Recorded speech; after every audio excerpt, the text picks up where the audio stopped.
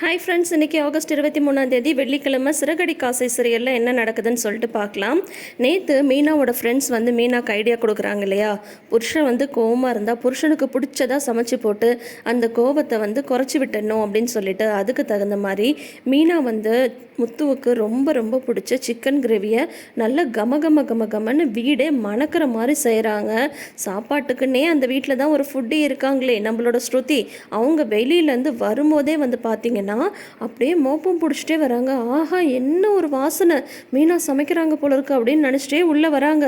விஜயா வந்து உள்ள ரூமில் இருக்காங்க, அவங்களும் வந்து வெளியில் வராங்க. வெளியில் வரும்போது இது என்னது, இது தூக்கத்தை வந்து கெடுக்கிற மாதிரி இப்படி ஒரு வாசனை, ஏமா ஸ்ருதி நீ ஏதாவது சிக்கன் ஏதாவது வாங்கிட்டு வந்திருக்கியா அப்படின்னு சொல்லிட்டு கேட்குறாங்க. ஐயோ ஆண்டி, நான்லாம் எதுவும் ஒன்றும் வாங்கிட்டு வரல, மீனா தான் சமைச்சிட்டு இருக்காங்க அப்படின்னு சொல்கிறாங்க.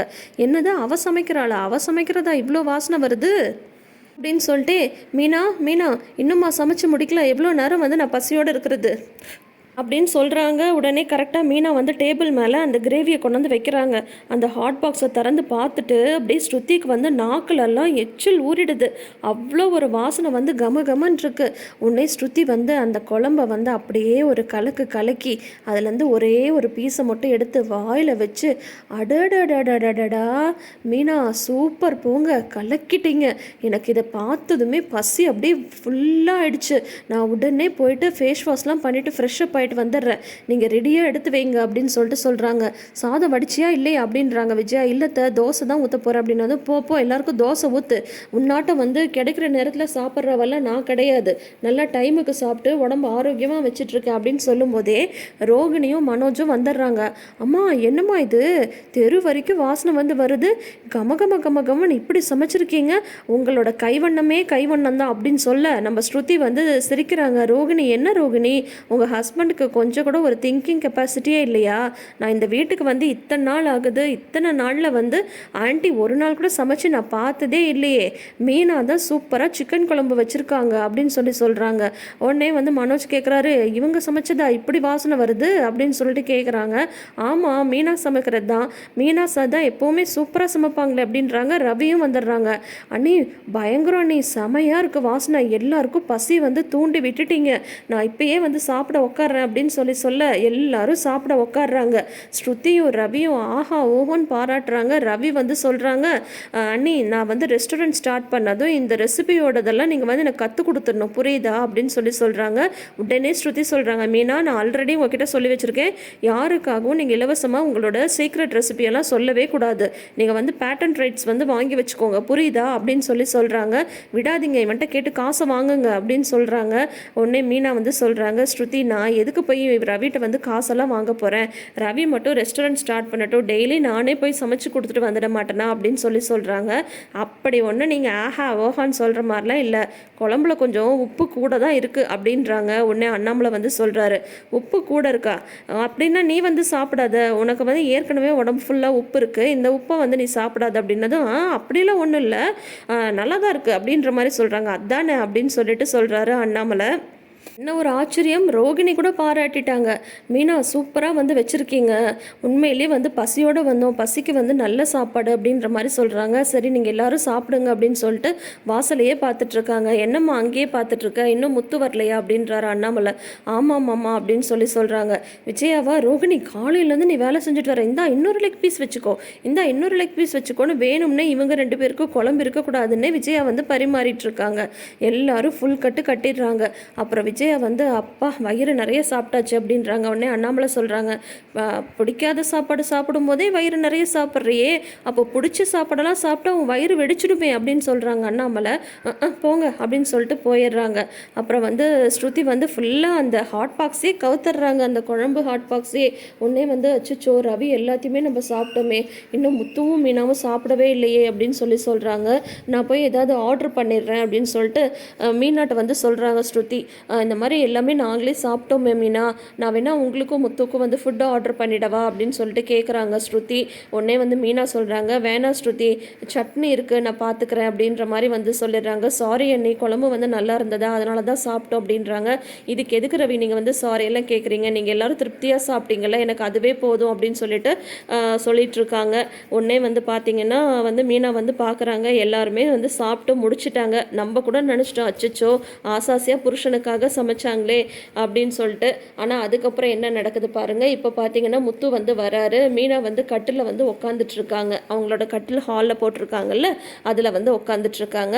அப்போ மீனா வந்து பெட்ஷீட் மடிச்சிட்டு இருக்காங்க. முத்து வந்து கையில் ஒரு விஷயத்த மறைச்சிட்டே வராங்க. இந்தா அப்படின்னு சொல்லிட்டு கையை வந்து நீட்டுறாங்க. உடனே வந்து என்னது இது அப்படின்னதும் திறந்து தான் பாரு அப்படின்றாங்க. அதில் வந்து ஹல்வா வந்து இருக்குது. என்னங்க ஹல்வா வாங்கிட்டு வந்திருக்கீங்க அப்படின்ற மாதிரி சொல்கிறாங்க. இல்லை உனக்கு தான் இது பிடிக்கும்ல சாப்பிடு அப்படின்னு சொல்லிட்டு முத்து வந்து சொல்கிறாங்க.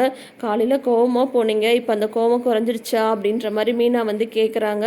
இல்லை மீனா, நான் தான் வந்து தப்பாக வந்து புரிஞ்சுக்கிட்டேன்.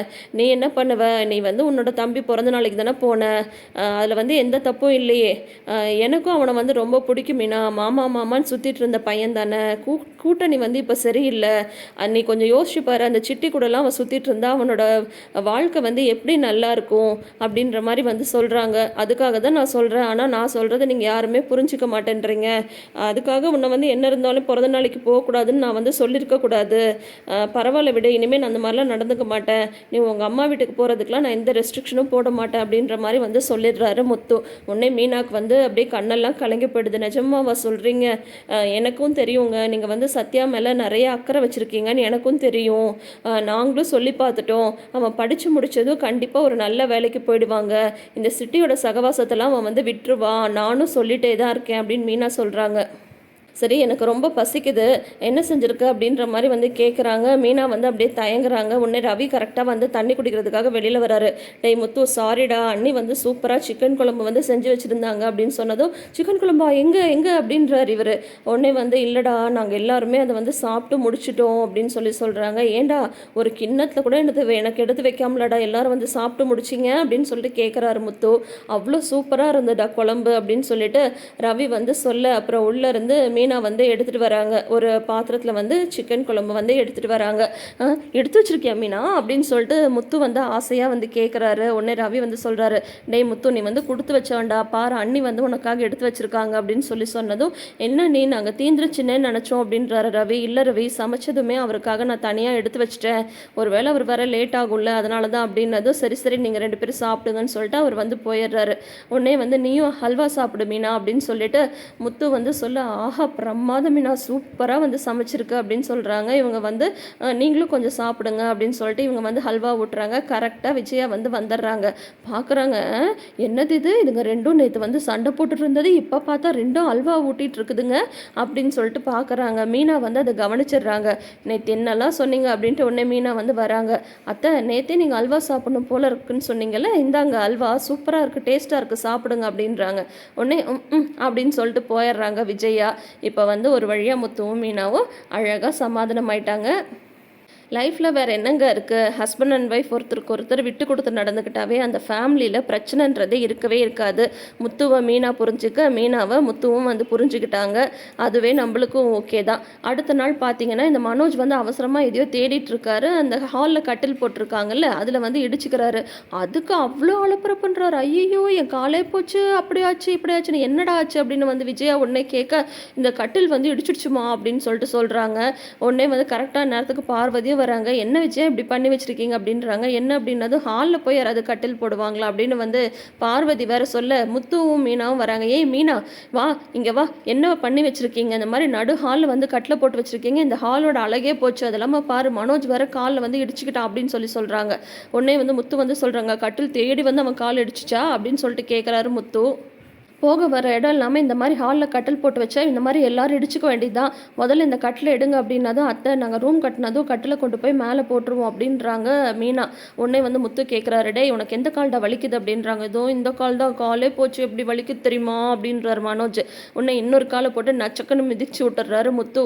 ஐயோ அப்படின்னு சொல்லிட்டு அலறாரு மனோஜ். இந்த ஒரு காமெடியோட இன்னைக்கு எபிசோடை வந்து சூப்பராக முடிச்சிருக்காங்க. ஸோ இனி நாளைக்கு என்ன நடக்குதுன்றதை நம்ம வெயிட் பண்ணி பார்க்கலாம். தொடர்ந்து வீடியோஸ்க்கு நம்ம நம்ம சேனல் இப்போயே சப்ஸ்கிரைப் பண்ணிக்கோங்க. நோட்டிஃபிகேஷன் பெல் ஐக்கானில் ஆல் சிம்பிள் கிளிக் பண்ணிக்கோங்க. கூடவே இந்த ப்ரிவ்யூ பற்றின உங்களோட கருத்துக்களை மறக்காமல் ஷேர் பண்ணுங்கள். தேங்க்யூ.